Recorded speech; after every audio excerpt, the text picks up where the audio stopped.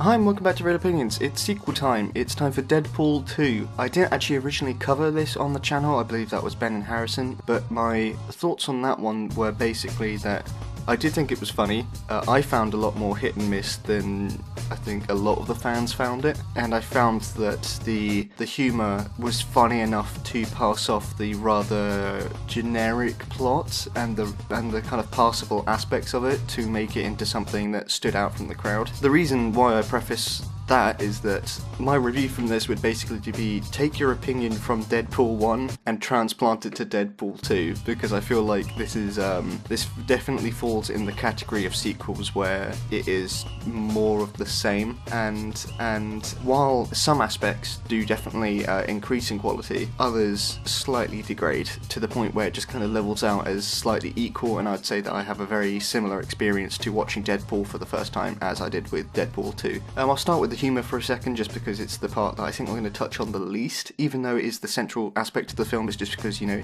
humour is so subjective. Again, I found that the tone of the jokes were all very similar to before. Like, it hasn't gotten darker, the jokes, I would say. There is a higher leaning on some meta aspects, but that's just, I think, because the budget allows for that. But I would say, like, the title sequence jokes there, the references to other cinematic universes are there. Actually, one aspect that I will point out is that if you didn't like the gore in Deadpool, I would say that it's actually slightly upped for Deadpool 2, and in particular the humour related to gore. I mean, it doesn't ever reach like Saw levels, obviously, but there is one prolonged sequence where it does rely purely on people being mutilated for comedy, as well as there are a couple moments I found where Deadpool's regenerative abilities were slightly more wince-inducing this time around, and I'm not saying that as a negative point, it was just there were moments where his body kind of contorts in ways that you just reel back a bit from, because you realise that human bodies could probably do that if they were in an awful situation, and they wouldn't just jump back to life again. As for the characters, I found all the new additions to the cast to be equal, if not improvements, on the original. Well, I suppose there's only a very small set of characters from the first one, but yeah, I think that they're all the ones that the Cable and the X-Force were, I think, good additions, and I think they all fit into the humour quite well. However, I think that this leads into my negative point, which is that there are a number of emotional scenes, and I should be saying that with air quotes, that I think they seem to grow every single time it happens. So right at the very beginning there are a couple emotional scenes, and it's for setting up the rest of the film, and I thought they were actually quite, I wouldn't go so far as to say impactful, but they were enjoyable. And then as it went on, there was yet more emotional scenes, and it's not necessarily that I have a problem with emotional scenes in general, it's just that I still tend to view Deadpool primarily as a comedy, and while these scenes had jokes in, they weren't funny, and also they weren't, it seemed like the filmmakers were assuming you cared a lot more than you did, when really you're just there for the jokes. There is one sequence near the end, an emotional sequence, which just seems to keep going and going, and that is, in many ways, that is the joke, but it's not.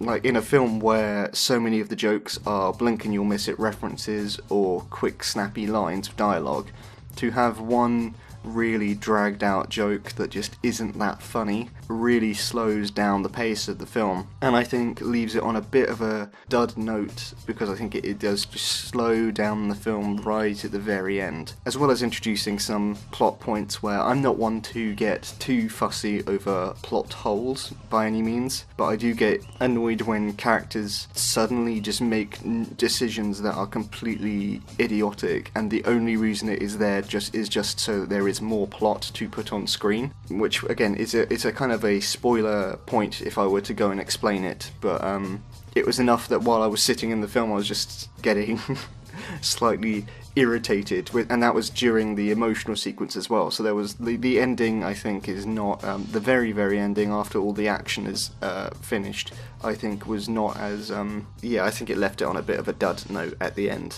And just before I wrap up, I will take a step back to say that the action has definitely improved. The fights feel bigger, but they don't feel bloated by any means, and I think that the inclusion of other cast members only helped that. While I wouldn't go so far as to say that any of the fights were particularly completely amazing, as I would say with obviously like a film like The Raid or something like that, where I was just marvelling at the action itself, or Fury Road, for example. It was more just that I think they managed to incorporate the comedy into the action a lot more. They managed to up the budget without losing that small-scale feel.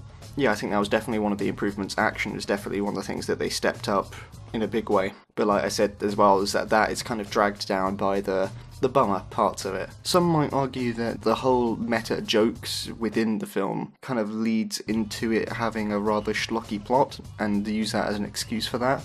But no, in my eyes, saying we know what we're doing and then doing it anyway doesn't prove that you're above like generic plots. It just proves that you know all the structure of a generic plot and you can make fun of it, but you can't do anything above that. That's not to say that the entire story, I think, is generic by any means. It's just that the emotional parts of it, I found, were just hitting you over the head a lot of the time. But yeah, I had fun with this. It was fun. Exactly as I said in the beginning, I think that if you enjoyed Deadpool 1 a lot, then you will enjoy Deadpool 2 a lot. If you found Deadpool 1 to be a bit overbearing, then this is definitely going to be overbearing. It is just more of the same. And I don't think that's a particularly bad thing.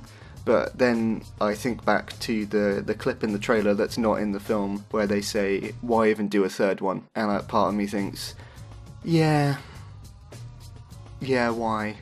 Anyway, thanks for listening. More reviews coming out on the channel, as always. We had just put out a new podcast talking about the end of Infinity War, if you're looking for more superhero stuff, and it is us talking about what the ending of Infinity War implies for the ongoing story of Marvel, as well as, if you've seen it and you know what the ending is, how those kind of storylines fit into other films and TV in the past. I find it quite an interesting one to talk about. And yeah, we have lots of other stuff going up on the website and on our Twitter and everywhere else.